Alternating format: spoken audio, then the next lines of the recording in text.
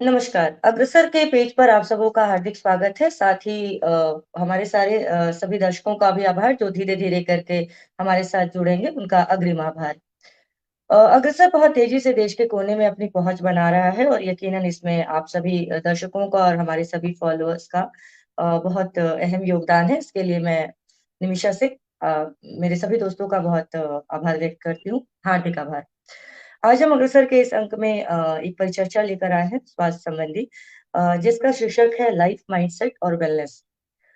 अ, हम सभी जानते हैं कि किसी भी व्यक्ति के लिए जितना ज़रूरी उसका शारीरिक रूप से स्वस्थ रहना होता है, ठीक उतना ही आवश्यक होता है कि वो व्यक्ति मानसिक रूप से भी उतना ही स्वस्थ हो। यकीनन मानसिक रूप से स्वस्थ व्यक्ति आपको आत्मविश्वास से परिपूर्ण दिखाई दे जाएगा, उसे अपनी क्षमताओं का भी पता रहता है। साथ ही साथ वो इस परिस्थिति के लिए किसी भी तनाव को झेलने के लिए जो है पूरी तरह से सक्षम भी आपको दिखाई देता है। जबकि ठीक इसके उलट मानसिक रोगों से ग्रस्त व्यक्ति जो है, वो उसे स्वास्थ्य संबंधी व्यवहार में तो दिक्कतें आती हैं, साथ ही साथ वो एक प्रॉपर सही डिसीज़न लेने में भी फेलियर होता है, वो सही डिसीज़न भी अपने लिए नहीं ले पाता है और साथ ही जैसे नींद का प्रॉपर ना आना, टाइम पे चीज़ों को ना कर पाना, कुल जमा अगर देखा जाए तो पूरा उनका जो है जीवन शैली जो है, वो बिल्कुल कहीं न कहीं संतुलन उसमें आपको दिखाई नहीं देगा। तो तो आज हम जो है मानसिक रोगों से जुड़े या मानसिक विकारों से जुड़े हम हर पहलुओं पर विस्तार से चर्चा करेंगे और ये बताएँगे कि मानसिक स्वास्थ्य को कैसे बेहतर किया जा सकता है। आज हमारे बीच 3 मेहमान जुड़े हैं महाराष्ट्र से सहारनपुर से और बैंगलोर से। समस्याएँ एक है, लेकिन चिकित्सा पद्धति या कहिए तो पद्धति अलग-अलग है।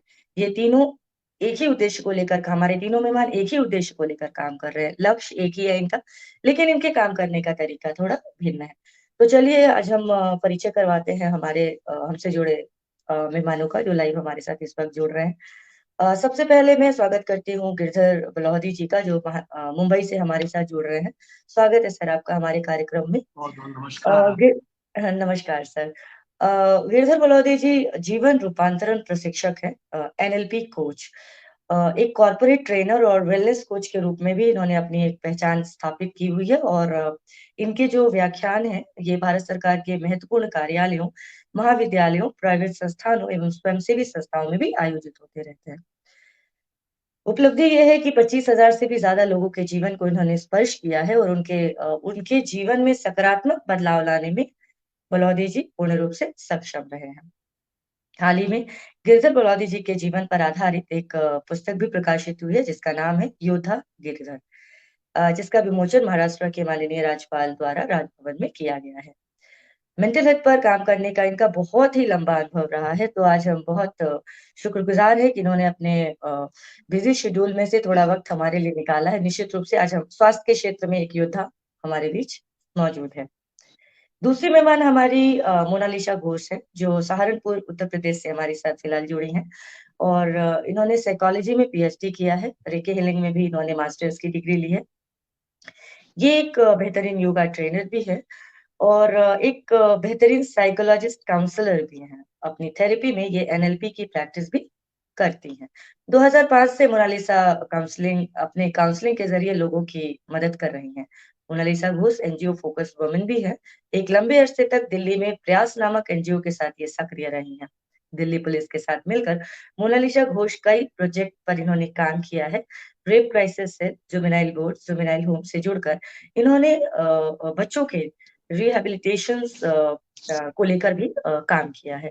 तो इनका एक लंबा अनुभव रहा है उनका सोशल वर्क में भी, समाज सेवा में भी। मोनालिसा एक बेहतरीन टैरो कार्ड रीडर भी है। स्वागत है मोनालिसा आपका हमारे अग्रसर के कार्यक्रम में।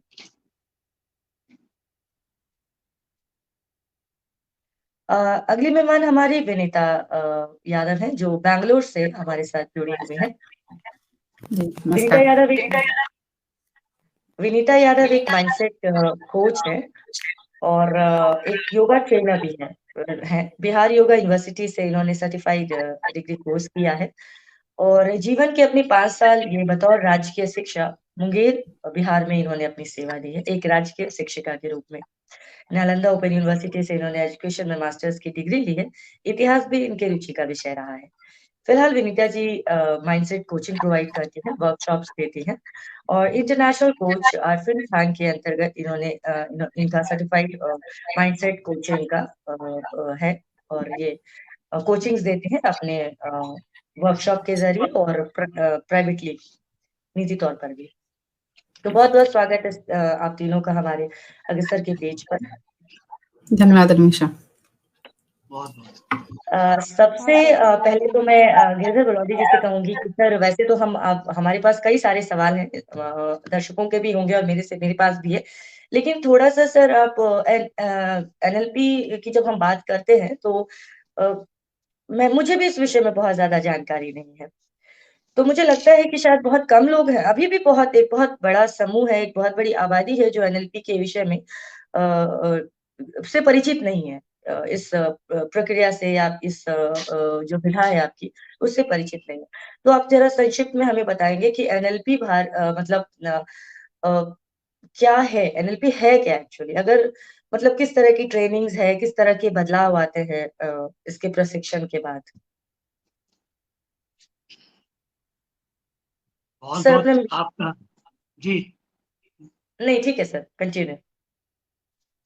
मैंने कहा यहाँ पे जितने भी पैनलिस्ट हैं हमारे, डॉक्टर मोनालिसा घोष, हमारी सहयोगी विनीता यादव जी, और आप निविशा सिंह जी, मैं बहुत आभारी हूँ कि आपने आज एक ऐसा ज्वलंत विषय रखा है जिसकी आवश्यकता भारत में सबसे अधिक है। विश्व में भी तनाव और मेंटल हेल्थ को लेकर के बहुत सी परेशानियां सामने आ रही हैं, लेकिन हमारा देश जो है ये बहुत ही पेचीदा मोड़ से, बहुत ही क्रूशियल दौर से गुजर रहा है मेंटल हेल्थ को लेकर के।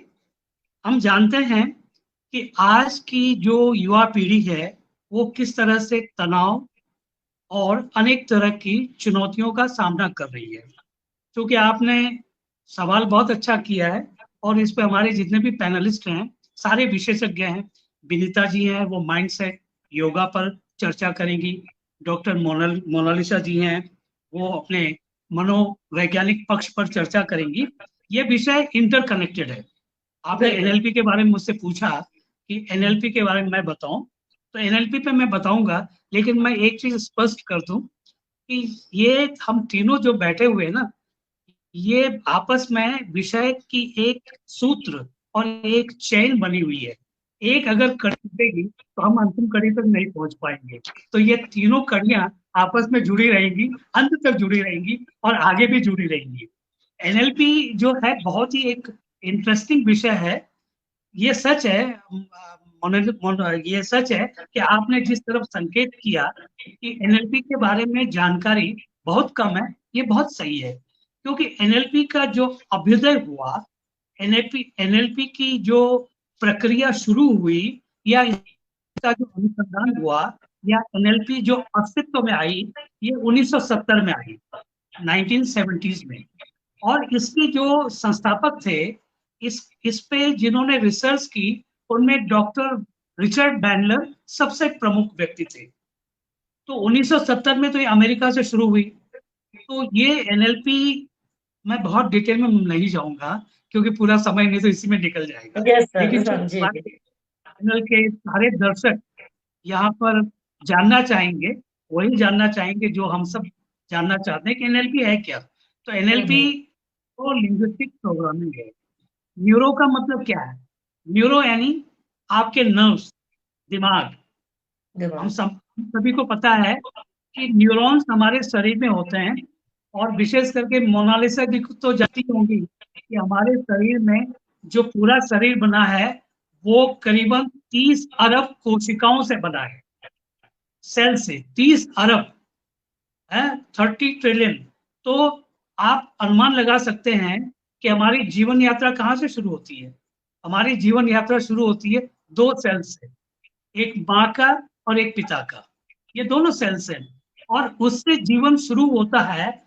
और हम 30 अरब सेल्स के एक बैंक बन गए हैं, हम 30 अरब सेल्स के एक धरोहर बन गए। ठीक है। अब ये जो सेल्स से हमारी जो रचना हुई है, तो ये इसमें न्यूरॉन्स हैं और न्यूरॉन्स की कनेक्टिविटी होती है आपस में। सेल्स भी एक दूसरे के साथ संपर्क में रहते हैं और आपस में एक चेन बनी हुई है सेल्स की।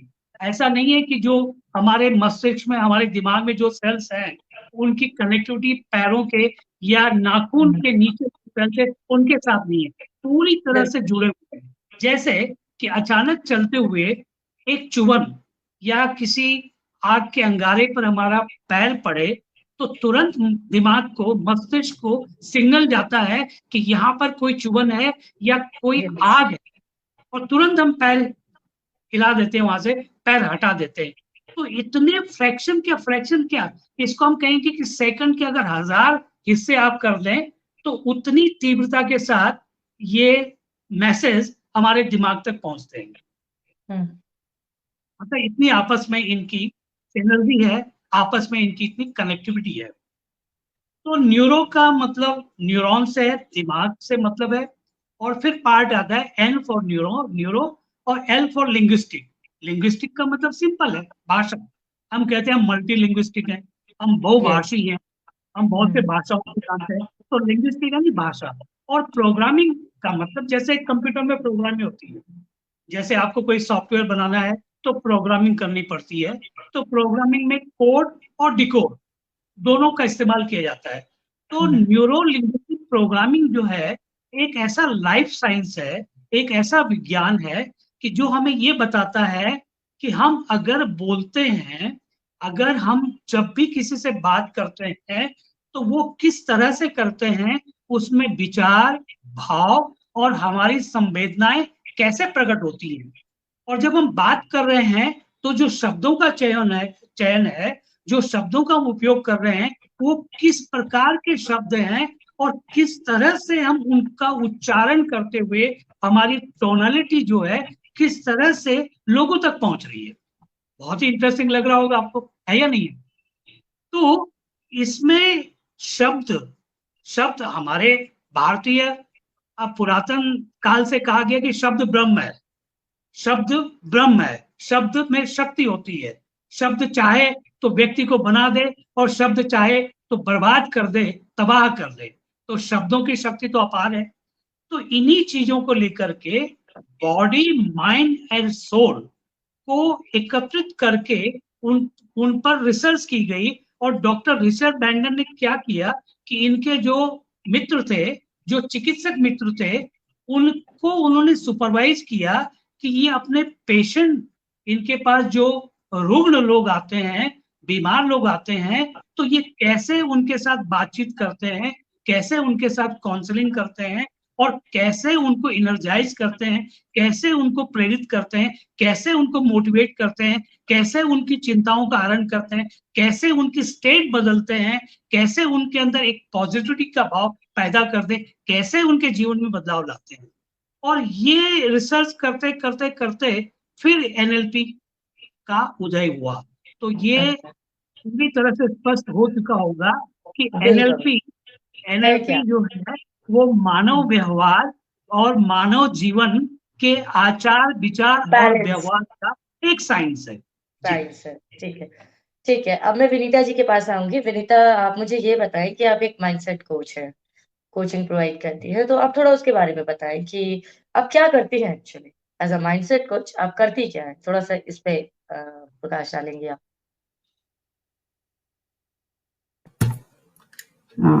धन्यवाद निमिषा, आपने मौका दिया मुझे माइंडसेट कोचिंग के बारे में बताने का।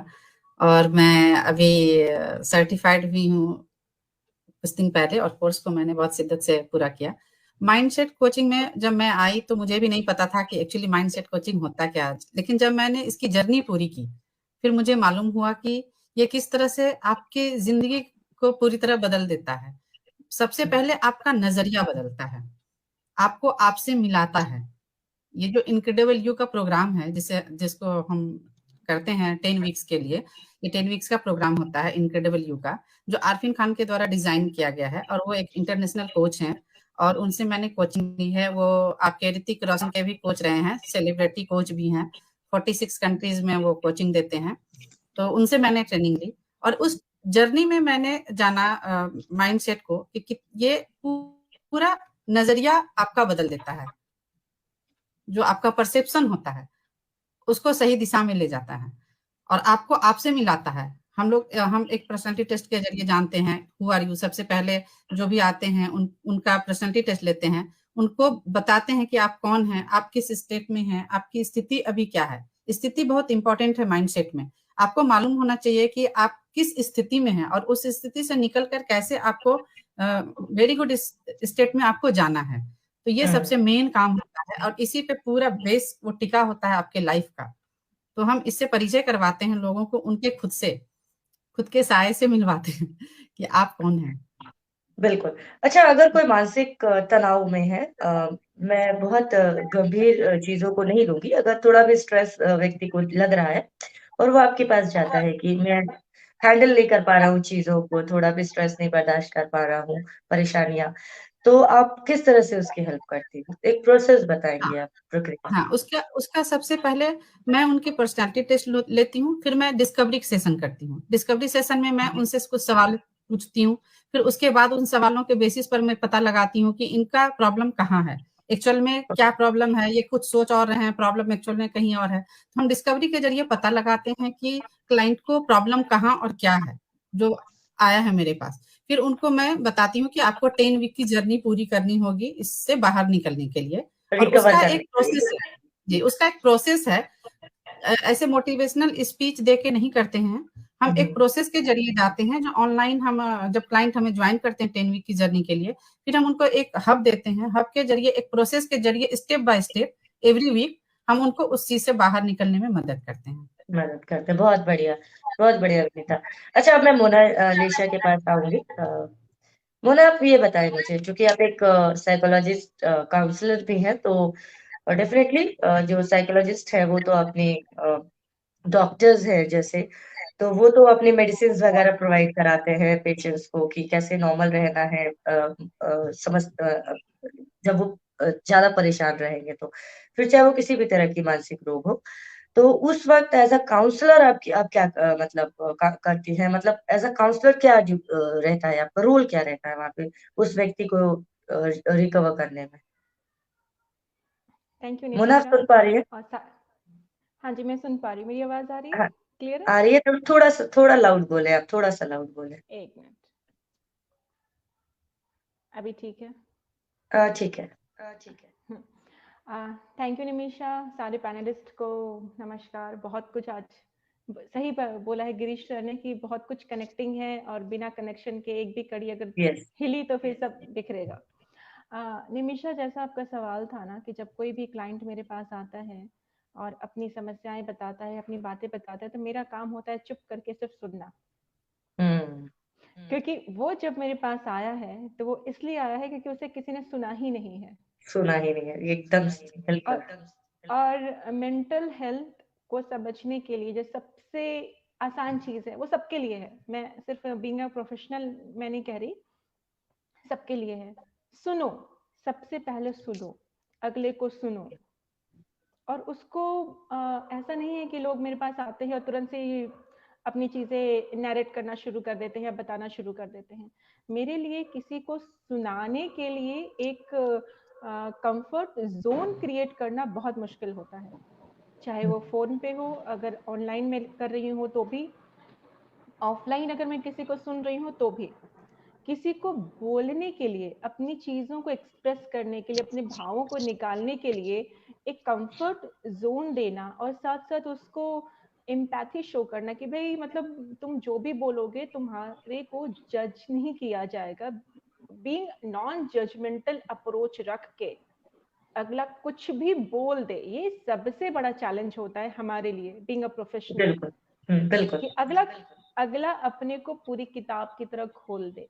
और वो एक बार में नहीं होता निमिषा, बहुत टाइम लगता है, बहुत टाइम लगता है अगले को ओपन अप करने के लिए। तो सबसे बड़ा चैलेंज तो समझ लो यही है कि अगला मेरे पास आके अपने आप को एक्सप्रेस कर जाए। एक्सप्रेस करें, बिल्कुल। सही अच्छा, बात, सही अगर कोई मान लो किसी मानसिक समस्या से परेशान है वो थोड़ा-सा भी, तो कैसे पता करें? मैं खुद का एग्ज़ाम्पल दे रही हूँ, मैं कैसे समझूँ कि फिज़िकल तो मुझे समझ में आ रहा है पेन है या कहीं पे स्वेलिंग्स है या कुछ भी है, तो मुझे लग जाएगा मेरे शरीर में प्रॉब्लम है। लेकिन मैं थोड़ा-सा अगर कैसे अपने आप को करूँ, पता करूँ कि हाँ, मुझे कुछ परेशानी हो रही है?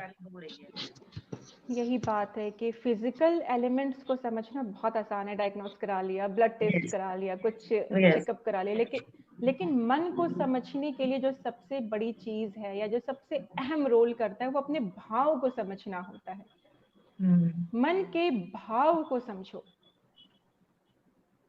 सपोज कोई एक चीज हो गई जिससे तुम्हारे मन को तकलीफ हुई, बुरी लगी वो चीजें, कुछ टाइम के लिए तुम ओके। अपसेट रही, सबसे अलग हो गई, नहीं बात किया, फिर कुछ टाइम के लिए वो चीजें ठीक हो गई। तुमने अपने को थोड़ा सा चेंज कर लिया, तुम घर से निकल आई, तुमने किसी से बात कर ली फोन पे, तुमने टीवी देख लिया या कुकिंग कर ली, घर का काम कर लिया, मतलब you just make yourself busy around something which is connecting to you. ठीक है, अगर वहां तक चीजें ठीक है, तुमने उस चीज को कर लिया, तुम रिफ्रेश हो गई, तुम्हारे पास बहुत सारी चीजें, तुमने खुद को रिफ्रेश कर लिया। लेकिन फिर कुछ समय के बाद किसी चीज ने उस भाव को ट्रिगर कर दिया, वो चीजें वापस शुरू हो गई। ठीक है, रिपीटेडली। रिपीट हो गई। फिर हुँ, ऐसी कुछ चीजें हुई कि तुमने अपने आप को फिर से चेंज कर दिया, अपने मूड को चेंज कर लिया। एक दो बार ऐसा हुआ, ठीक हो गया, तुमने फिर उस बात को आया गया कर दिया। ठीक है, लेकिन अगर यही भाव तुम्हारा किसी भी तरह से चेंज ही ना हो, बेचैनी सा ओके। महसूस हो, मतलब तुम्हें लगे कि नहीं ये बार बार तुम्हारा तुम्हारी फीलिंग्स, तुम्हारी चीजें वहीं जाके अटक गई, तुमने हर तरह से चीजें को यूज कर लिया, तरह तरह से अपने आप को चेंज करने की कोशिश कर ली, फिर भी तुम वहीं पे अटक रही हो। और वो बार बार अटकने के बाद फिर एक ऐसा टाइम आता है जब तुम वो सारी चीजें जो तुमने पहले कर ली थी, फोन पे बात करना, घर के कामों को कर लेना, थोड़ा सा खा पी लेना, कुकिंग कर लेना, वगैरह वगैरह, जितनी चीजें कर ली, उन सब कामों को करने में फिर तुम डिफिकल्टी महसूस करने लगो। ओके। तुम्हारा मन ही ना हुँ, करे घर के कामों में अपने को इन्वॉल्व करने का, खाना खाने का या कुकिंग करने का, या किसी का भी फोन आ रहा है तुमने उसको इग्नोर कर दिया, डिस्कनेक्ट कर दिया, नहीं उठाया, कुछ भी किया। मतलब जैसे ही कोई चीजें repeatedly and for a longer duration तुम्हारी डे टू डे की चीजें जहां इफेक्ट होना शुरू हो जाएं, प्लस जो लोग तुम्हारे आसपास हैं, तुम्हारे साथ हैं, उनके साथ तुम्हारी बॉन्डिंग, तुम्हारी चीजें इफेक्ट होने लगे एज अ बिहेवियर, तब समझ हुँ, लो कि समथिंग वेंट रॉन्ग। रॉन्ग। कुछ ओके। हाँ, कुछ है, जो मतलब कुछ कुछ है, चीजें बिल्कुल। हैं, बिल्कुल, कुछ बिल्कुल। है। थोड़ा मतलब नॉर्मल नहीं है चीज़ें, पहले की तरह चीज़ें नहीं हैं। ठीक है, अब जैसे मैं हम हाँ, हाँ, मोना डेविएट किए, कंटिन्यू करें। हाँ, जैसे हमने डेविएशन ले लिया या जैसे हम डेविएट कर गए किसी नॉर्मल चीजों से, तो समझ लो समथिंग अनयूजुअल हुआ नहीं कि फिर मामला गड़बड़ है। हाँ, वो चीज़ें फिर बढ़ती चली जाएँगी। बिल्कुल। चलो, अब मैं गिरधर सर के पास आऊँगी और उनसे एक मेरा सवाल ये है कि सर एनएलपी के द्वारा जो है जीवन में क्या-क्या बदलाव पॉसिबल है? और एक और सवाल कि क्या मतलब अ, शारीरिक समस्याओं का तो मान लीजिए पर काम एनएलपी करता है और मानसिक मतलब शारीरिक पर भी काम करता है, मानसिक पर भी काम करता है या दोनों में से किसी एक पर काम करता है? दूसरा कि अगर मानसिक पर काम करता है, मानसिक डिज़ीज़ पर अगर ये अफ़ेक्टेबल है, तो ये किस तरीके से करता है और किस हद तक ये सहायक है? बहुत ही बढ़िया सवाल आपने किया है। ये जी, मेरे आवाज आ रही है ऑडिबल है सर, पर आ रही है। जी। प्रॉपर है, तो प्रॉपर। तो मैं मोनालिसा जी की बात को आगे बढ़ाऊंगा, हुँ, उसी में मेरा उत्तर मिल जाएगा आपको एनएलपी का, ठीक है सर। कि जब भी व्यक्ति किसी मेंटल प्रेशर में होता है, तो आपने प्रश्न किया था कैसे पता चलेगा, हाँ, तो मोनालिसा जी ने इस पर बहुत अच्छे से प्रकाश एक्सप्लेन डाला। किया, बहुत बढ़िया सर, बहुत बढ़िया ढंग से उन्होंने कहा। बहुत बढ़िया। इसमें इसमें मैं ये जोड़ना चाहूंगा कि प्यास बार बार लगना, बेचैनी, किसी काम में जी न लगना, एक ही जगह पर बैठे रहना, विचारों में खोया खोया सा रहना, अचानक आपका कोई प्रिय आदमी मिलने आया लेकिन वो जोश और उत्साह आपके अंदर नजर ना आए,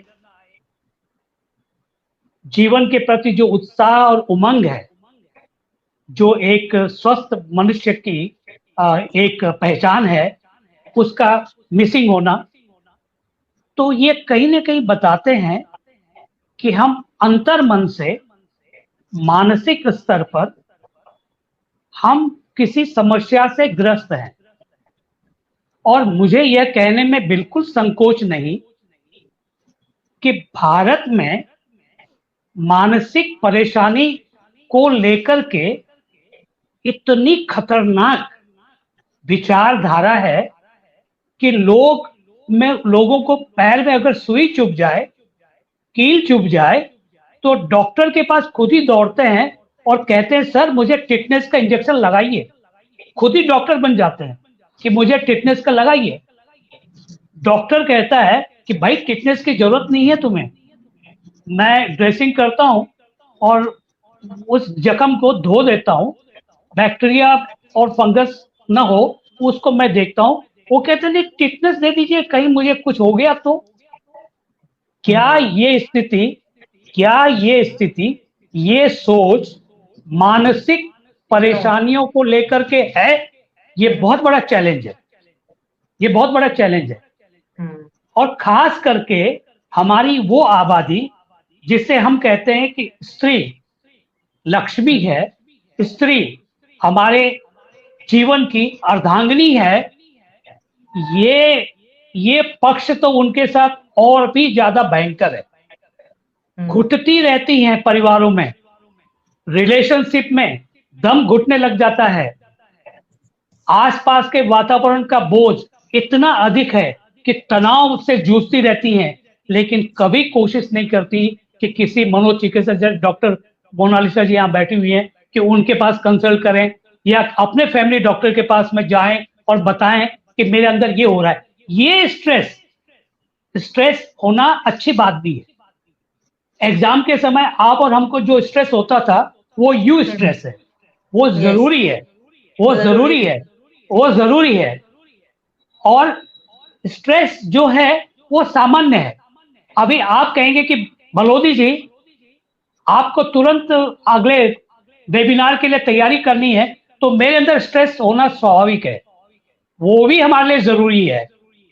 लेकिन अगर डिस्ट्रेस हो रहा है तो डिस्ट्रेस लीड्स टू डिप्रेशन, धीरे धीरे डिप्रेशन। और डिप्रेशन अगर लंबे समय तक आया तो एंजाइटी को और हमारे नर्वस सिस्टम को और साइकोसोमेटिक डिजीज को हमारे अंदर पैदा कर देगा, इसमें कोई शक नहीं। बिल्कुल सर,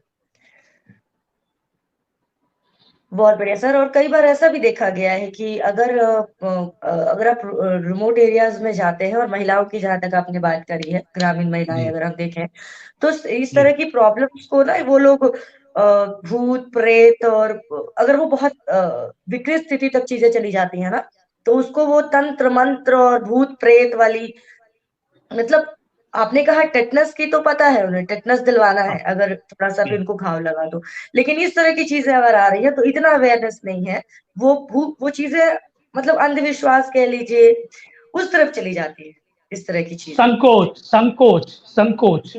संकोच भी, और मतलब वो अभी भी रूढ़िवादिता जो है ना हमारे सोसाइटी में, रूढ़िवादिता अभी खत्म नहीं हुई है, अभी भी खत्म नहीं हुई है। तो इसके लिए अवेयरनेस करनी पड़ेगी। और आपका जो चैनल इस अग्रसर जो इस तरह के आयोजन कर रहा है, इससे लाखों करोड़ों लोगों तक ये चेतना जाएगी, संदेश जाएगा। फिर आपने एक सवाल मुझसे पूछा था कि एनएलपी का क्षेत्र क्या है जी, यानी एनएलपी किन जगहों पे काम करती है। तो मैं ये कहूंगा कि एनएलपी हर क्षेत्र में काम करती है, हर क्षेत्र। सामाजिक क्षेत्र है, आप कॉर्पोरेट में जॉब कर रहे हैं, जो हम एटिकेट की बात करते हैं, कॉन्फिडेंस की बात करते हैं, कम्युनिकेशन स्किल की बात करती हैं, तो इसका ओरिजिन क्या है? इसका ओरिजिन है आपका सेल्फ, अगर सेल्फ की बुनियाद कमजोर है तो आप जबरदस्त ढंग से कोई प्रेजेंटेशन नहीं दे सकते हैं, क्योंकि बुनियाद में कहीं गड़बड़ है, बेस में। तो वो बेस क्या है, वो फाउंडेशन क्या है? वो फाउंडेशन है आपका इनर सेल्फ। और वो इनर सेल्फ क्या है? जो आप अपने आप को जानते हो, समझते हो और मीनिंग देते हो। अगर आप ये मीनिंग दे रहे हो कि नहीं नहीं मुझे तो बड़ी शर्म लगती है लोगों के सामने बात करने में, और फिर आप कहते हैं नहीं नहीं मैं तो हजारों लोगों के सामने बिना रुके बात कर सकता हूं, उन्हें चार्ज कर सकता हूं, तो ये आपकी आइडेंटिटी है। तो एनएलपी इस पे भी काम करती है। एनएलपी अवसाद से भी मुक्त करती है। एनएलपी बुरे व्यसन, अभी जैसे मैं बता रहा हूं, मुझे इस प्लेटफॉर्म पे अपने बारे में कुछ सीक्रेट रिवील करने में कोई संकोच नहीं है। बिल्कुल नहीं सर। क्योंकि मेरा जीवन एनएलपी के द्वारा ही बदला है। मैं सालों साल पान और सिगरेट, जो कि नॉर्थ में या महाराष्ट्र में बहुत कॉमन है पुरुषों में, उसका सेवन किया करता था सालों साल तक। मैं आज छोड़ता था, संकल्प लेता था, डायरी में लिखता था कि मुझे अब नहीं पीनी है। 4 दिन के बाद कोई दोस्त मिला सिगरेट पी रहा है, अरे यार एक कस मैं मार लेता हूं, मुझे दे दे। यानी जो मेरे रिजोल्यूशन है, जो मेरे संकल्प हैं और जो मैंने प्रतिज्ञा ली, उसको मैं खुद ही तोड़ रहा हूं। तो जीवन में हम बहुत कुछ करना चाहते हैं, हम जिम जाना चाहते हैं, जा नहीं पाते हैं। हम अच्छी न्यूट्रिशनल खाना खाना चाहते हैं, खाते नहीं है, जंक फूड पे स्विच कर लेते हैं। हम अच्छा शरीर बनाना चाहते हैं, हम अच्छे रिश्ते बनाना चाहते हैं, हम रोग मुक्त होना चाहते हैं, हम हमेशा ब्लिस स्टेट में, खुशी में रहना चाहते हैं, लेकिन रह नहीं पाते। एनएलपी के टूल्स एंड टेक्निक्स आपको वो सिखाते हैं, वो आपके अंतर्मन में काम करते हैं। ये कोई बाहरी काम नहीं है, ये आपका जो माइंड के 2 रूप हैं, एक है चेतन मन और दूसरा है अचेतन मन। चेतन मन है कॉन्शियस, मैं आपसे बात कर रहा हूं, मैं अग्रसर के इतने व्यूअर के साथ में बात कर रहा हूं, ये मेरा चेतन मन कर रहा है, मैं बोल रहा हूं। लेकिन अचेतन मन चेतन मन से 1000 गुना शक्तिशाली है। और अगर हम अचेतन मन को कोई प्रोग्रामिंग दे दे कि मुझे ये चीज हासिल करनी है, तो वो हासिल होगी। लोगों ने हासिल किया है। लॉ ऑफ अट्रैक्शन जो है इसी बुनियाद पर है, अफर्मेशन इसी बुनियाद पर है। लेकिन जब हमें ये पता चलता है कि अचेतन मन तक हमें कमांड कैसे देनी है, अचेतन मन तक पहुंचना कैसे है, तभी ये संभव होता है। वरना ऐसे है कि हमने पढ़ा, सुना, देखा और फिर इंप्लीमेंट किया, लेकिन रिजल्ट नहीं मिल रहे। तो अचेतन मन तक जो जाने की प्रक्रिया है, वो एनएलपी के टूल्स एंड टेक्निक ले जाते हैं। और मैंने अपने व्यसन, पान खाना या सिगरेट पीने की आदत एनएलपी के द्वारा यूं छोड़ी। और इतना ही नहीं, मेरा दूसरा दोस्त 25 साल से सिगरेट पी रहा था और अचानक एक दिन मेरे ख्याल में इसकी सिगरेट छुड़ानी है। आप यकीन करिए, सिगरेट पी रहा था। मैंने कहा सिगरेट पकड़ो पकड़ो पकड़ो, पियो पियो, कस मारो और जोर का कस मारो, नाक से धुआं निकालो, आप सिगरेट को नाक पे रखो, पियो, नाक बंद करो। खांसने लग गया। और मैंने उसको कमांड दिए, मैं यहाँ कमांड नहीं दे पाऊंगा क्योंकि थोड़ी सी सीक्रेसी होती है, कमांड दिए। उसके बाद आज 5 साल हो गए, कभी उसने सिगरेट को हाथ नहीं लगाया। तो बुरी आदतों से छुटकारा दिलाती है एनएलपी। ये सबसे बड़ी उपलब्धि है सर, ये सबसे बड़ी उपलब्धि है। जी, आज की यूथ की एक सबसे बड़ी समस्या है ये। आज का युवा जो है उसकी एक सबसे बड़ी लत तो लग जाती है और वो व्यक्ति चाहता भी है कि मैं इससे बाहर निकलूं, लेकिन निकल नहीं पाता। बस एक विशेष सर्कल नहीं निकल पाता। तो एनएलपी से ये संभव है, एनएलपी से ये कंप्लीटली संभव है। लेकिन एक चीज मैं कहूंगा कि एनएलपी के प्रैक्टिशनर या एनएलपी को जानने वाले इस देश में 3-4 लोग हैं। और मैंने जो प्रशिक्षण लिया वो रिचर्ड बैंडलर के, जिन्होंने एनएलपी को बनाया, संस्थापना की, आविष्कार किया, उनके इंस्टीट्यूट से लिया हुआ है। तो आप कह सकते हैं कि मैं उसमें एक अथॉरिटी हूं। बाकी झोला छाप एनएलपी वाले आपको पूरे देश में ऐसे मिलेंगे कि जैसे क्वैक होते हैं ना, अभी डॉक्टर बिल्कुल। मोनालिसा ने एक सिस्टम के तहत पढ़ाई की है, और कल मैं खोल बिल्कुल। दूं कि डिस्पेंसरी है, तो वैसे भी क्वेक है, उनसे कुछ संभव आशा नहीं कर सकते आप। वो तो सर स्वास्थ्य के हर फील्ड में झोला छाप हर आपको दिख हर जाएंगे। हर वो फील्ड में। हाँ, उसमें हम जो पेशेंट है या उनके जो रिलेटिव्स हैं उनको सोचना पड़ेगा, उनको थोड़ा सा यस, रिसर्च करना पड़ेगा कि आप बिल्कुल, कहाँ के क्या ऑथेंटिक बिल्कुल, जगह पर आप जाए, रिलायबल जगह पर यस, जाए। खैर बहुत उसको बहुत। लेकर भी जागरूकता बहुत बढ़ गई है, गूगल इसमें बहुत हेल्प कर रहा है लोगों को डेफिनेटली। तो नहीं, नहीं, गूगल लोग अब गूगल के बारे में मैं बताऊं, गूगल में जी भी मार्केटिंग बड़ी जबरदस्त है। हाँ हाँ हाँ हाँ। अब गूगल में मार्केटिंग बहुत जबरदस्त है, उसका अलग। फ्रॉड्स सर, वो फ्रॉड्स हाँ, भी है, गूगल में वो फ्रॉड्स भी काफी है। काफी है। बिल्कुल फ्रॉड बट भी है, लेकिन काफी है। लेकिन जैसे जैसे आपने एक सवाल पूछा, तो हम्म। ये पूछिए, एनएलपी के लिए अगर सहायता के लिए जा रहे हैं, तो कहिए आपने प्रशिक्षण कहाँ से लिया, डेफिनेट, अच्छा सही आपकी बोलिए। क्रेडेंशियल क्या है, हम्म। आपके सर्टिफिकेशन क्या है, और आपका अनुभव क्या है, और आप बताइए किन लोगों का आपने जीवन बदला, उनके रिव्यूज बिल्कुल। बताइए, बस। हम्म। हाँ सर, बिल्कुल बिल्कुल। हाँ, इतनी इतनी तो जांच पड़ताल करनी बनती है, इतना तो करना जरूरी ही है, बात, आखिर अपने लाइफ का सवाल है अपनी उसका। निश्चित रूप से। चलिए, अब मैं विनीता के पास आऊंगी। विनीता, एक सवाल है जो मेरे जहन में है। आपने जब बताया कि आप एक माइंडसेट कोच है, तब से ये चीजें मेरे अंदर घूम रही थी। ये बताइए कि व्यक्ति के निर्माण में ऐसा माना जाता है कि व्यक्ति के निर्माण में उसके आसपास के वातावरण की बहुत भूमिका होती है, जो सराउंडिंग्स उनके होते हैं। तो इस पर आप क्या कहेंगे? अगर कोई हाँ, व्यक्ति इस है तो पर उसके आसपास के सराउंडिंग्स का क्या रोल होता है, उसके पॉजिटिविटी या नेगेटिव जो भी चेंजेस उसके अंदर आती हमारे कोचिंग की भाषा में इसको इनर डीएनए टेस्ट भी बोला जाता है। है? ओके। इनर डीएनए टेस्ट के जरिए हम जानते हैं, आपके बेसलाइंस को जानते हैं, जो आपकी बुनियाद होती है। हम आपके बुनियाद को जानते हैं कि आपकी बुनियाद क्या है, उसका एक टेस्टिंग होता है, वो आपको प्रोसेस के जरिए देना पड़ता है। उस बुनियाद को जानते हैं। फिर एक बज़ मूवमेंट्स भी एक पार्ट है हमारा। ये जो बज़ मूवमेंट्स होते हैं, ये भी आपको बताते हैं आप कैसे आपको कैसे माहौल में होना चाहिए, आस-पास के आपके मास्टरमाइंड ग्रुप, जो आपके फ्रेंड सर्कल कैसे हैं, कैसे लोगों के बीच सराउंडिंग्स, आप हाँ। बैठते हैं, आपके सराउंडिंग में कैसे लोग हैं। तो इन सब चीज़ों के बारे में प्रैक्टिकली हम लोगों से काम करवाते हैं उस जर्नी के दौरान, और उससे बाहर निकालते हैं। ये सच है कि मैं मानती हूँ कि आसपास के वातावरण बहुत ज़्यादा प्रभाव डालते हैं हमारे जीवन पर। लेकिन अगर बिल्कुल। आप एज ए कोच की भाषा में बोलूँ कि जब आप इस जर्नी में आते हैं, तो हम स्टेट को इतना लेवल उनका हाई करते हैं कि अगर आप हाई स्टेट में जब होते हैं, तो आप ऑटोमेटिक उन चीज़ों को आपको इफ़ेक्ट नहीं करता है। तो ये बहुत इम्पोर्टेंट चीज़ है। हाँ, अगर मानसिकता में परिवर्तन ला रही हैं आप, तो वाकई में ये चीजें तो यस। है ही। ठीक है, मोनालिसा जी, मैं आपके पास एक बार फिर से आऊंगी, और मेरा सवाल ये होगा कि जैसे सर ने महिलाओं को लेकर तो क्लियर कर दिया कि किस तरह की चीजें हैं, अभी गिरधर सर ने बात करी।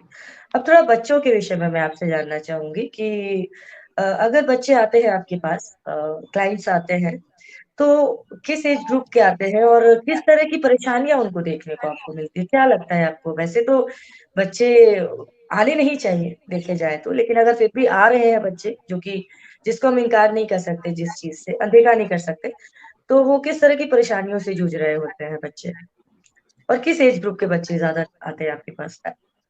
निमिषा, अगर मुझसे पूछ रही हो तो मैं तो यही कहूंगी कि बच्चों को सबसे पहले मेंटल हेल्थ के लिए आना चाहिए। आना चाहिए। बिल्कुल आना चाहिए, बल्कि बहुत छोटे से बच्चों से लेके मतलब बच्चों को देखने का मतलब है कि बच्चों को अगर आपने देखा तो आप ये चीज समझ सकते हैं कि उस परिवार का पूरा सिस्टम क्या है। ओके। अब बच्चा जो है, एक a child reflects to his family, the people around him, उसके आसपास के जैसे लोग हैं बच्चा उसको रिफ्लेक्ट करता है। आप एक बच्चे को देख के आराम से समझ जाएंगे कि ये किस किस्म के पेरेंटिंग का से निकल के आया है, या किस किस्म के माहौल में रहता है। और अगर बच्चे मेंटल हेल्थ के लिए आते हैं तो मेरे लिए बच्चों से ज्यादा उनके माँ बाप से बात करना या उनकी चीजों को समझना बहुत जरूरी हो जाता है। बहुत जरूरी है। बच्चा तो बस वो कर रहा है जो उसे मिल रहा है। इसके अलावा भी कई बार जैसे बच्चे 5 साल से ऊपर के भी बच्चे आ जाते हैं, बट 5 साल तक के बिहेवियर को थोड़ा बहुत सीरियसली नहीं लिया जाता है अनटिल अनलेस कि उसके अंदर कुछ एक ऐसी न्यूरोलॉजिकल डिसऑर्डर्स हो, या फिर जैसे आजकल बच्चों में एक दो तीन चीजें बहुत कॉमन है। एक तो ADHD है, जिसमें attention deficit hyper activity disorder कहा जाता है। दूसरा ऑटिज्म होता है। इसके yes sir. अलावा भी एक, हाँ, तो ये ऑटिज्म, ये सब चीजें ना बहुत छोटे बच्चों में ही रिफ्लेक्ट करती हैं, और बहुत छोटे, और इनका बेसिकली ये सब चीजें थोड़ी सी न्यूरोलॉजिकल भी होती हैं, और कुछ एक चीजें ऐसी होती हैं जो ड्यू टू, मतलब ड्यूरिंग प्रेगनेंसी मदर को बहुत कुछ चीजें वो उनके अंदर चेंजेस आते हैं, तो इसकी वजह से बच्चे का जो ब्रेन का जो डेवलपमेंट होता है या जो कॉग्निटिव डेवलपमेंट होता है वो हैम्पर कर जाता है या अफेक्ट कर जाता है। तो छोटे बच्चों में, अगर 5 साल से कम बच्चों में उम्र के बच्चों में अगर कुछ इस तरह की डिफिकल्टीज देखी जाती हैं, तो उसका रीजन यही होता है। तो उसमें ये है, इस तरह के हैं, ऑटिज्म है। कुछ एक कंडक्ट डिसऑर्डर्स भी आजकल देखे जाते हैं छोटे बच्चों में। वो ऐसे होते हैं जैसे कि वो violate the norms, right norms. जैसे कुछ बच्चे बहुत ज्यादा वायलेंट हो जाते हैं क्लास में, अपने छोटे, मतलब अपने स्कूल में टीचर्स के साथ। कुछ एक बच्चे ऐसे हैं जो टीचर पे भी बहुत हाथ पाथ उठा लेते हैं या उनको हिट कर देते हैं। तो ये सब चीजें होती हैं डिसऑर्डर जो बच्चों में होती है। फिर दूसरा होता है जब जैसे आप 5 to 10 के बीच जाएंगे तो थोड़ा सा बिहेवियरल इश्यूज हो जाते हैं, कुछ एक कंडक्ट डिसऑर्डर तो आ ही जाते हैं। एंजाइटी होता है छोटे बच्चों में, और वो एंजाइटी आजकल बच्चों में ऐसे होता है कि जब वो घर के माहौल से निकल के स्कूल पहुंचते हैं तो फिर एक अलग सा इन्वायरमेंट होता है, वहाँ पे एडजस्टमेंट की प्रॉब्लम आती है।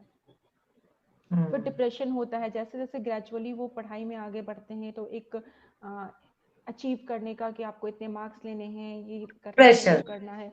प्रेशर, प्रेशर एक प्रेशर होता है जो पीयर प्रेशर होता है। दूसरा प्रेशर पेरेंट्स की तरफ से आता है। तीसरा प्रेशर होता है स्कूल खुद देता है कि भाई हमारे स्कूल का बच्चा है तो उसको इस लेवल तक होना ही यस चाहिए। बिल्कुल बिल्कुल तो बिल्कुल। जैसे ओवरऑल हर तरफ से प्रेशर मिल रहा है बच्चे को। एग्जैक्टली तो जैसे ये प्रेशर्स आते हैं तो बच्चों में भी एंजाइटी, डिप्रेशन, कंडक्ट डिसऑर्डर्स आ जाते हैं। फिर ईटिंग डिसऑर्डर्स भी बच्चों में आती हैं। कुछ बच्चे होते हैं जो बिल्कुल खाना देखना नहीं चाहते, कुछ बच्चे होते हैं जो हर मिनट कुछ ना कुछ उनको कुछ ना कुछ खाते रहते हैं। चाहिए। Yes yes. यस, इस तरह के डिसऑर्डर्स होते हैं। तो उसके बाद जो टीन एज की प्रॉब्लम होती है, टीन एज के इश्यूज भी होते हैं बच्चों में। तो टीन एज तो आजकल एक बहुत ही अलग सा स्टडी मटेरियल हो गया है कि कैसे टीन एज के बच्चों को पेरेंटिंग का एक नया स्टाइल हो गया है कि पेरेंट्स को टीन एज के साथ दोस्त बनना है या पेरेंट को पेरेंट ही रहने दो है। पेरेंट ही रहने तो दो, दोस्त बनने की जरूरत नहीं है। दोस्त एक बनने से चीजें, बिल्कुल मेरा सही बात मेरा है। ये अनुभव कहता है पेरेंट्स तो पेरेंट्स बिल्कुल ही है।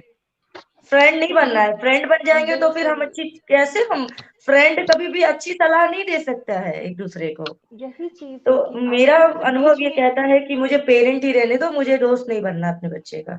बिल्कुल सही सलाह है और बिल्कुल सही माइंडसेट है। क्योंकि बीच में एक बहुत ही रिवॉल्यूशनरी सा चेंज आया था कुछ सालों पहले बिल्कुल आया कि है, बिल्कुल पेरेंट्स आया है, शुड बिहेव बिल्कुल। Like a friend. But no मैं भी इस चीज के बिल्कुल खिलाफ हूँ। नो पेरेंट पेरेंट है, मदर मदर है, फादर फादर है, टीचर टीचर है। बिल्कुल हाँ। मैं ग्रैंडफादर तो ग्रैंडफादर है। हर रिश्ता अपना एक ग्रैंडफादर, रिश्ता है और सबकी एक हाँ, डिग्निटी है जिसको बच्चे को मेंटेन करना होगा, बस यही सारी उस चीजें बच्चे को। प्रॉब्लम्स बच्चों अच्छा, में एक आती इसी हैं। में मैं एक छोटा सा मुना सवाल करूंगी।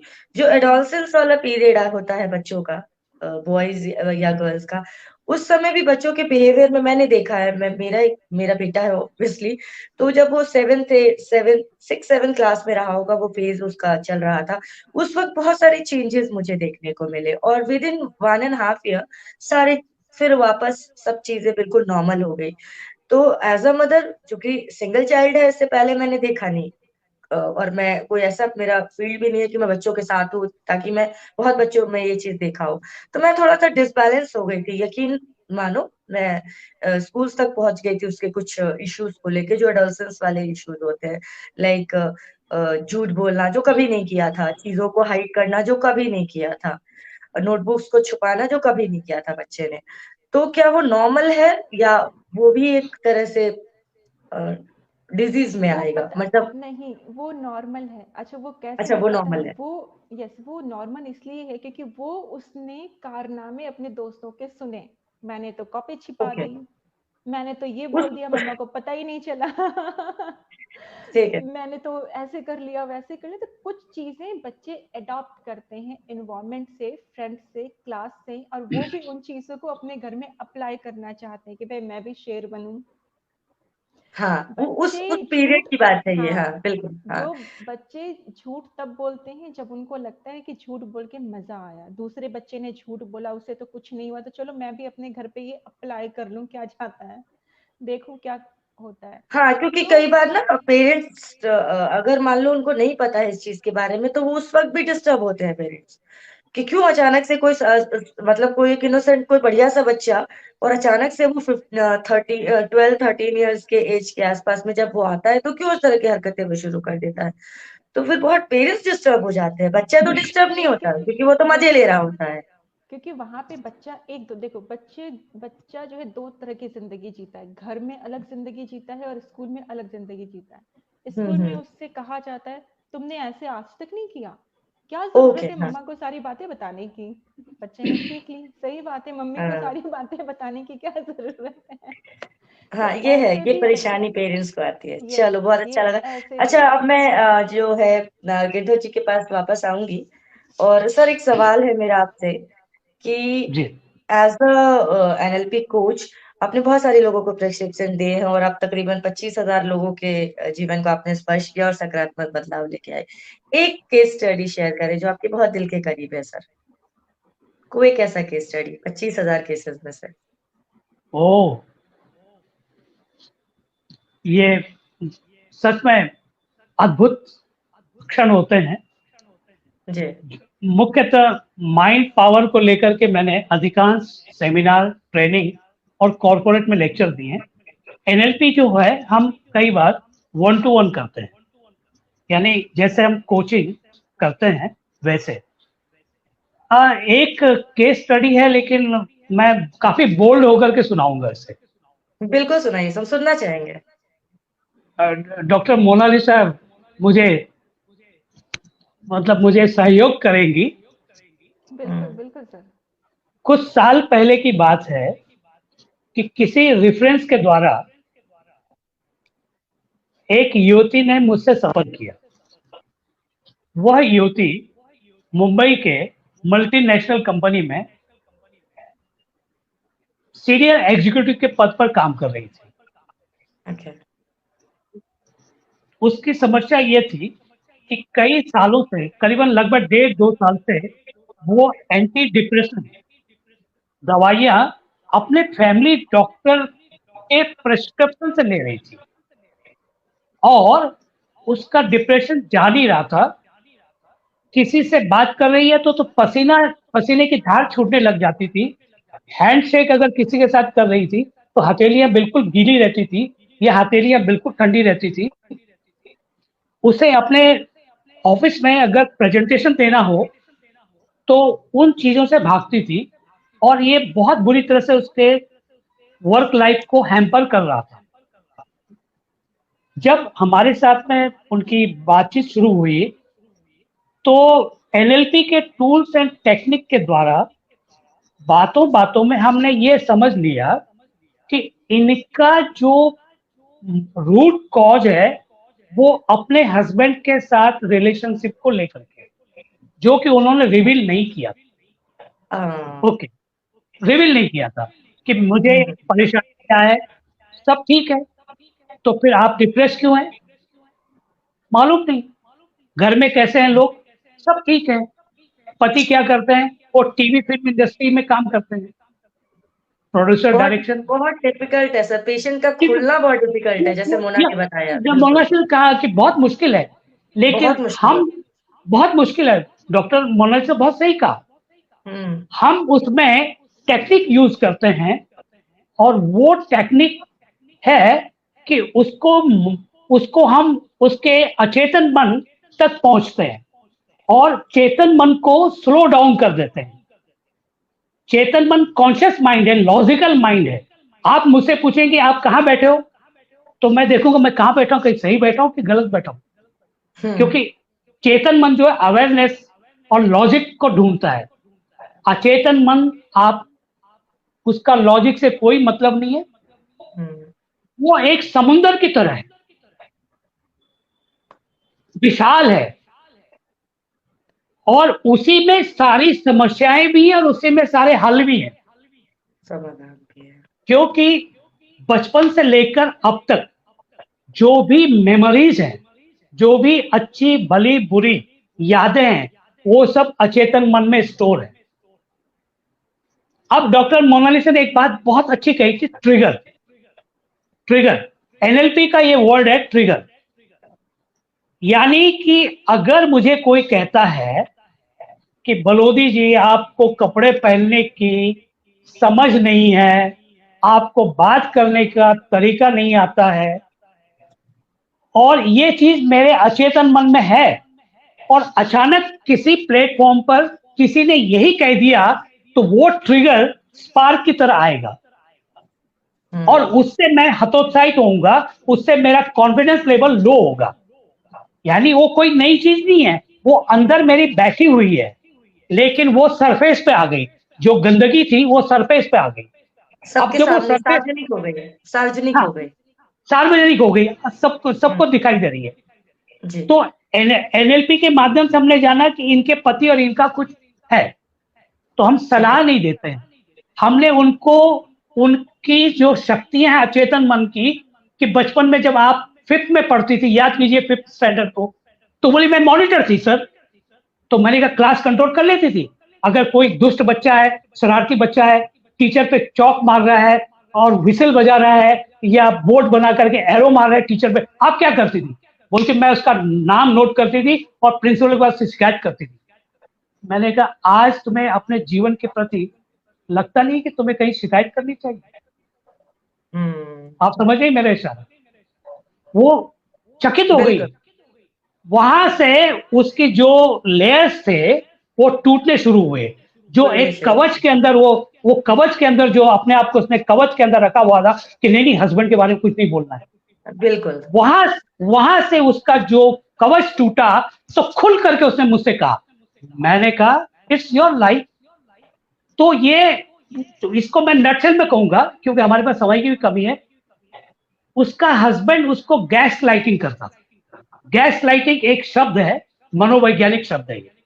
गैस लाइटिंग का मतलब होता है, गैस लाइटिंग का मतलब है कि अपने स्वार्थ के लिए, गर्हित स्वार्थ, यानी बुरे स्वार्थ की पूर्ति के लिए किसी के व्यक्तित्व को पूरी तरह से नकारना, उसे नकारा बनाना और उसे उस मोड़ पे ले आना कि जब वो आपके इशारों पे नाचे। तो ये गैस लाइटिंग है। तो उसका हस्बैंड उसके व्यक्तित्व को संपूर्ण रूप से खत्म कर दिया।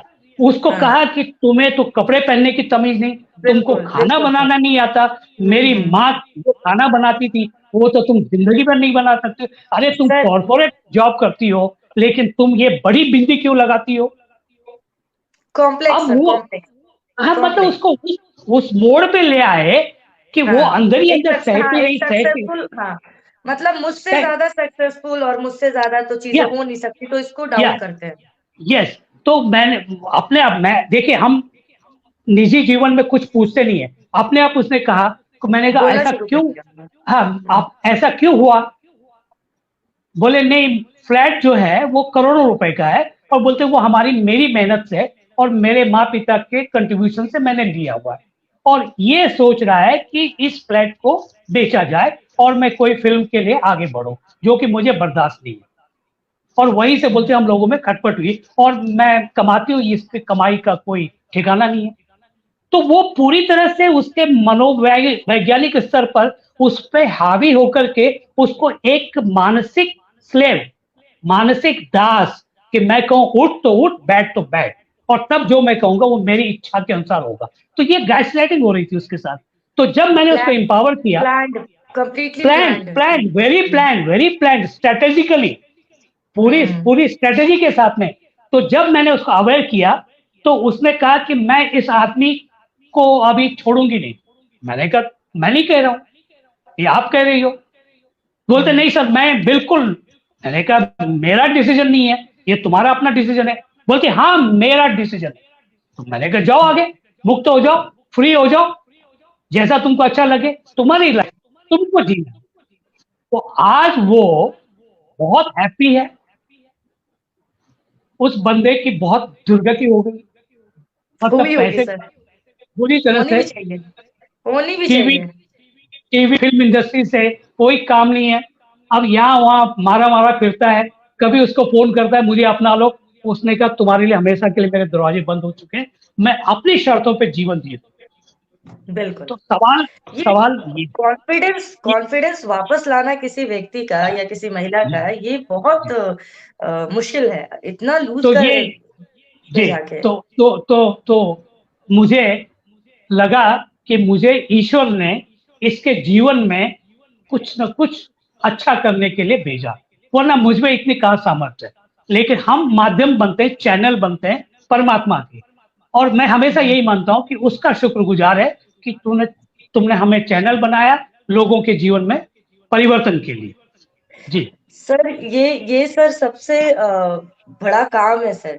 मेडिसिन लेकर तो हम किसी भी टेम्पररी प्रॉब्लम्स का सोल्यूशन कर सकते हैं, सर्जरी करा के भी हम शायद कुछ अपना ट्रीटमेंट ले सकते हैं बॉडी के लिए, लेकिन इस तरह की समस्याओं से लोगों को निकलने में सर बहुत परेशानी होती है, और आप जैसे लोग इसमें मदद करते हैं, हेड्स ऑफ टू यू। अच्छा, मैं अब विनीता के पास आऊंगी। विनीता, एक बार काफी देर से हम आपके पास आए नहीं है, तो आप मुझे ये बताइए कि थोड़ा सा माइंडसेट कोचिंग का जो आपका वर्कशॉप जो आप देती है, तो उसका प्रोसीजर क्या है, समय क्या है, बजट जो भी है, मतलब एक कंप्लीट आप बताएं। अगर कोई व्यक्ति आपसे हमारे माध्यम से जुड़ना चाहता है तो आप पूरा बताएं कि क्या तरीका है। ये जो माइंडसेट कोच है, सबसे पहले तो मैं ये बताना चाहूंगी कि गिरिधर जी और मोनालिसा ने जो बात कही, ये भी एक वही प्लेटफॉर्म है जहां लोग मानसिक रूप से जब स्टक हो जाते हैं लाइफ में, वही लोग इस चीज के लिए आते हैं, और उनको आना चाहिए। अवेयरनेस सबसे जरूरी है। हमारी जो कोचिंग जर्नी में हम लोगों को सबसे पहले अवेयर ही करते हैं। उनसे जो पर्सनालिटी टेस्ट लेते हैं, उनको जानने के लिए कि वो पहले वो कौन है। फिर उसके बाद जो स्टेप आता है डिस्कवरी में मैं उनसे कुछ सवाल पूछती हूँ, फिर मैं पता लगाती हूँ कि इनकी समस्या कहाँ पर है, किस बात की समस्या। बहुत लोग बेकार चीजों को भी समस्या समझ लेते हैं। ऐसा नहीं है कि हर चीज समस्या है, लेकिन कुछ लोग ऐसे होते हैं, तो उन चीजों को मैं खोज कर निकालती हूँ कि आखिर समस्या है किस क्षेत्र में, हेल्थ में, वेल्थ में, या कैरियर में, या रिलेशनशिप में। ये जानना बहुत जरूरी होता है कि आप किस चीज से ग्रसित हैं एक्चुअल में, और वो चीज कहाँ कहाँ आपका इफेक्ट डाल रहा है बाकी एरियाज में। तो व्हील ऑफ लाइफ के जरिए हम इसका पता लगाते हैं। और फिर हम ये जो मैंने बोला कि पर्सनालिटी टेस्ट, इसमें 5 जो स्टेट होते हैं, ये स्टेट बहुत इंपॉर्टेंट है। आप किस स्टेट में हैं, हम आपको बताते हैं कि आपके 5 दरवाजे में आप किस डोर पर है, 5वें डोर पर है, चौथे या तीसरे, होना चाहिए दूसरे या पहले डोर पर। फिर हम उस 10 वीक की जर्नी, इसमें 10 वीक की जर्नी होती है, 10 वीक का कोर्स है, जिसमें क्लाइंट्स ज्वाइन करते हैं। डिस्कवरी में वो डिसाइड करते हैं एक्चुअली। तब हम उनको, जब तक वो खुद डिसाइड नहीं करते कि हाँ मुझे ये कोचिंग चाहिए, मुझे ये समस्या है, वो खुद एक्सेप्ट करते हैं डिस्कवरी में, तभी मैं उनको बताती हूँ कि ये फी है। साइकोलॉजिकली क्या होता है, अगर आप किसी को बोल दो कि अच्छा इसका फी 50,000, इसका फी 60,000, लोग ये नहीं देखेंगे कि मुझे इलाज कराना है, वो फीस उनके भाग जाएंगे। तो हमारा सबसे पहला रूल है कि मैं बजट पहले नहीं बताती हूँ। बजट मैं तभी बताऊंगी जब आप डिस्कवरी सेशन के लिए रेडी होंगे, और आप ये एक्सेप्ट करेंगे, कमिटमेंट करेंगे कि यस, मैं चाहती हूँ कि मेरा जीवन बदले, और मेरा जीवन पूरी तरह से बदले, और मैं अपने आप को बदलने के लिए तैयार हूँ। उसके बाद ही मैं आगे बढ़ती हूँ। तो ये इच्छा शक्ति बहुत मैटर। हाँ, इच्छा शक्ति, कोई भी रोग हो, शारीरिक हो, मानसिक हो, इच्छा शक्ति बहुत मैटर करती है वहाँ पे। बिल्कुल। एक चीज गिरधर जी ने बोला अभी अपने टॉपिक में कि दूसरे को, हमारे कोचिंग में सबसे इम्पोर्टेंट चीज है, सबसे पहले स्टॉप किसी को कंप्लेन नहीं करना है, दूसरे को दोष नहीं देना है। आपको अपने अंदर ढूंढना है कि आप में क्या कमी है, आपने क्यों ऐसा डिसीजन लिया, आप उस समय क्या डिसीजन ले सकते थे। तो कंप्लेन करने के बजाय आप अपने अंदर में झांकिए, अपने अंदर तलाशिए कि आपने क्या गलत स्टेप लिए थे जिसकी वजह से आप इस सिचुएशन पहुंचते हैं। हम इस चीज को कोचिंग जर्नी के दौरान उनको बताते हैं कि अगर आपने ये स्टेप लिया होता तो ये होगा, और अब अगर आपने ये स्टेप लिया तो आगे लाइफ में आपको ये अंजाम मिलेगा, ये आपका जो ट्रांसमिशन होगा वो इस तरह से होगा। ये बहुत जरूरी है। बिल्कुल विनीता, ये बहुत अच्छी बात आपने बोली। आपने जो ये बात बताई है सही में बहुत है, क्योंकि ये चीज मैं भी कई बार सोचती हूँ कि आजकल कंप्लेनिंग बहुत हो गए हैं। पहले बच्चे कंप्लेनिंग हुआ करते थे, कि छोटी छोटी बातों को लेकर कंप्लेन करने लगते थे। आजकल बड़े बुजुर्ग यूथ जिसको तो वो कंप्लेन करने में ही लगा हुआ है। अपनी गलती किसी को नहीं बतानी। अगर कोई समस्या है तो उसके पीछे दूसरे ही कारण है, चाहे तो हमारा सराउंडिंग्स हो, चाहे हमारे रिलेटिव्स हो, चाहे जो भी हो। अपनी हम दूसरे चीजों को को दोष दे देते हैं बहुत इजीली, दूसरे को बहुत दोष देते इजीली हैं। हम हाँ, दूसरे को, अरे उसने तो बहुत ये नहीं जल्दी, किया हाँ, इसलिए मेरा ये नहीं हुआ, बहुत उसने जल्दी। मुझे सपोर्ट और नहीं किया। आपने बिल्कुल आपने खुद को कितना सपोर्ट किया खुद आगे बढ़ने के लिए, खुद की जिंदगी में आपने बिल्कुल अपने आप को कितना कितना इम्पोर्टेंस इम्पोर्टेंस दिया दिया, खुद की जिंदगी में अपने को बढ़ने के कितना लिए। इम्पोर्टेंस दिया आपने, हाँ, अपने को आपने कितना आपके पास भी इम्पोर्टेंस मौका दिया। है, आपके हाँ, पास भी मौका है। एक ही घर में 2 बच्चे होते हैं, 2 तरह के होते हैं, क्यों? बिल्कुल सब उनकी मानसिकता, उनका नजरिया, एक ही माँ के 2 बच्चे 2 तरीके से डिसीजन क्यों लेते हैं? क्योंकि उनका नजरिया डिफरेंट है, उनका नजरिया डिफरेंट है। हम इस नजरिए को ही पूरा चिप को बदलते हैं दिमाग का अपने अपने बिल्कुल प्रोग्राम के जरिए। बहुत बड़ी बात है, मानसिकता में परिवर्तन लाना बहुत कठिन काम है यार, बहुत कठिन काम इसलिए है, सही मैं माइंडसेट, बता देती हूँ। इसलिए माइंडसेट हाँ, बोल रही चीजें, हूँ। इनक्रेडिबल मानसिकता यू को के सारे परिवर्तित कोचेज ऐसे करना। हैं। तो ऐसा करिए विनीता, चलिए गांव की तरफ लौट चलते हैं। रूरल एरियाज में लोगों की मानसिकता को परिवर्तित करने की अभी भी बहुत जरूरत है, यकीन मानिए। बहुत। आप शायद अर्बन बेंगलोर में रह रही हो तो शायद ना दिखे, लेकिन अगर आप छोटे छोटे गाँव में जाएंगी ना तो आपको बहुत दिखेंगे लोग कि जिनको चेंज करना है। कस्बों में, गाँव में बहुत है, क्योंकि मैं मूव करती हूँ तो मैं देखती हूँ चीजों को। वो मानसिक समस्याओं को भी भूत प्रेत, जादू टोना तक चीजें जाती हैं, और उस तरीके से फिर झाड़ फूक भी होता है और ट्रीटमेंट भी होता है। एक्चुअली होता है वो साइकोलॉजिकल प्रॉब्लम है, लेकिन उसको अपने तरीके से करते हैं लोग। तो वहां पे ये चीज बहुत जरूरी है, ये अवेयरनेस पहुंचना उन जगहों तक बहुत जरूरी है पहुंचना। हम कोशिश करेंगे कि इस तरह के कार्यक्रमों के जरिए हम जो है पहुंच बना सके उन जगहों पर भी। और जी, बहुत जी। अच्छा डिस्कशन रहा, बहुत ही बेहतरीन रहा, यकीन मानो मुझे भी बहुत मजा आया। मेंटल हेल्थ पे तो खैर सब्जेक्ट ही ऐसा है कि हर घर में सभी परेशान है, कुछ न कुछ समस्याएं, तो छोटी हो बड़ी हो, लेकिन परेशान तो सब है। और यस आज का जो मनीषा, मैं आज एक की चीज जो जोड़ना चाहूंगी। बिल्कुल जी, मैं एक चीज जोड़ना देखिए, आप चाहूंगी किसी कि से जब भी मैं बिल्कुल कोचिंग बोलो जर्नी में गई ये तो हमारे जी। मास्टरमाइंड ग्रुप का सेशन होते हैं एवरी वीक एक दिन, जो खुद आरफिन लेते हैं ठीक है, इसमें। तो उसमें ठीक जो है। ब्रेक थ्रूज आते हैं, आप यकीन नहीं करोगे, ऐसे ऐसे ब्रेक थ्रूज मिले हैं जो पहले जिन्होंने कोच हायर किया, अपनी जिंदगी बदली, और फिर उनको इंटरेस्ट आया कि मुझे भी कोच बनना है। ऐसे ऐसा हुआ है। हाँ, तो ऐसे ऐसे सुसाइडल थॉट, जिन्होंने सुसाइड कर लिया, बच गई, उन्होंने बाद में कोच हायर किया, आज वो इतने बड़े मुकाम पर है, आप यकीन भी नहीं कर सकती हैं। कुछ लोगों का डिवोर्स का एकदम पीक पॉइंट पे था, उन्होंने जब कोचिंग ली इनक्रेडिबल यू की, उनका रिलेशनशिप आज इतना अच्छा है। आज वो बहुत 7 साल से वो 5 बिजनेस कर रही हैं, वो लेडी कनाडा में। तो ऐसे ऐसे ब्रेक थ्रूज मिलते हैं हमारे मास्टरमाइंड ग्रुप में, आप यकीन नहीं नहीं करोगे। वो है, क्योंकि जब आप बिल्कुल, जब आप एक डिफिकल्ट फेज को क्रॉस करती है ना, तो आप समझ पाती हैं कि मेरे जैसे और भी लोग हैं सोसाइटी में। तो एक चैलेंज की तरफ फिर आप उस चीज को लेते हैं कि मैं उस चीज से अगर बाहर आई हूँ तो मैं और लोगों की भी लाइफ को चेंज करने की कोशिश करूं। एक उनका उद्देश्य बन जाता होगा, यकीनन जो ठीक होते होंगे वो एक लक्ष्य बना लेते होंगे इस चीज को लेकर कि नहीं, हाँ, मुझे भी जो है लोगों की मेरे लिए लाइफ भी को चेंज चैलेंजिंग हुआ करना था। जी, मैं पहले वर्किंग थी, फिर मैं जब हाउस मेकर बनी, तो वो 10 इयर्स की जर्नी मेरे लिए बहुत टफ रहा, क्योंकि मैं करियर ओरिएंटेड अपना आइडेंटिटी के साथ बिना आइडेंटिटी के जीना मेरे लिए बहुत मुश्किल था। तो मैं भी इससे गुजरी, और जब इस कोचिंग को की, मुझे एक आज आइडेंटिटी मिली, जिसकी वजह से आज मैं आप लोगों के सामने हूँ। ये सबसे बड़ा प्रमाण है हमारा कि मैं 10 नहीं साल नहीं, के एक बाद मिनट, मैं थोड़ा सा मैं काउंटर करूंगी तुम्हें। मोना हो, मैं हूँ, हम सभी उस फेज को से गुजरे हैं, क्योंकि एज अ फीमेल हम लोग इसीलिए की तो फैमिली के लिए हमने उससे लड़ा, रिस्पॉन्सिबिलिटी, हाँ फैमिली है, हमने बच्चे उससे हैं, तो लड़ा। एक टाइम, बिल्कुल एक टाइम पीरियड होता है जबकि हमें अपनी चीजों को, प्रोफेशन को, अपने करियर को साइड में रखना पड़ता है, वो जरूरी होता है। और लेकिन हाँ, वापस उसी कॉन्फिडेंस के साथ अगर आए हैं ना, तो ये फिर बहुत बड़ा अचीवमेंट है हम ये लोगों के लिए, हमारे हम तीनों के मास्टरमाइंड लिए। इनक्रेडिबल यू का कमाल है कि मैं कम बैक कर पाई। ये तुमने मैं उस कहना फेज चाह से रही हूँ, किया, उस हाँ कोचिंग सबका, जर्नी बिल्कुल से बिल्कुल। मैं हाँ कम बैक लेकिन कर ये पाई। ये हर ये महिला, मेरा ब्रेक हाँ थ्रू। जी, बिल्कुल। चलिए ठीक है, बहुत अच्छा लगा, और समय भी अब पूरा हो चुका है, हमारी भी बहुत ही थैंक सार्थक और बहुत ही इंटरेस्टिंग जो है डिस्कशन रहा आज का। और मैं भी बहुत खुश हूँ क्योंकि बहुत नई नई चीजें जानने को मिली, लेकिन संक्षिप्त में पता चला है। तो मैं भविष्य में भी इस तरह के और भी कार्यक्रमों का आयोजन अग्रसर के मंच पे करती रहूंगी, और मैं चाहूंगी कि आप लोग अपना समय जरूर दें हमें, और थैंक यू जड़ मैम। ढूंढा जाए। अब अगले कार्यक्रम में हम रूट पे जाते हैं, जाएंगे कि कहाँ से समस्या है और उस पर काम करेंगे सब मिलकर। और thank you so much sir. Girdhar sir आपको भी ज्वाइन बहुत बहुत करने के लिए धन्यवाद धन्यवाद thank you Thank Girdhar you ji. so much. धन्यवाद। गिरधर जी हमारे चलो। साथ Thank you, coaching Nimish. Journey में भी हैं। बहुत बहुत हाँ, धन्यवाद। नहीं उद्देश्य देखिए, लक्ष्य और उद्देश्य आप लोगों का बिल्कुल एक है, लक्ष्य एक ही है, काम करने के तरीके अलग हो सकते हैं शायद। लक्ष्य निमिषा अलग है। जी सर, निमिषा जी जी, बोलिए। जी अरविंद जो है एक बेहतरीन कोच है।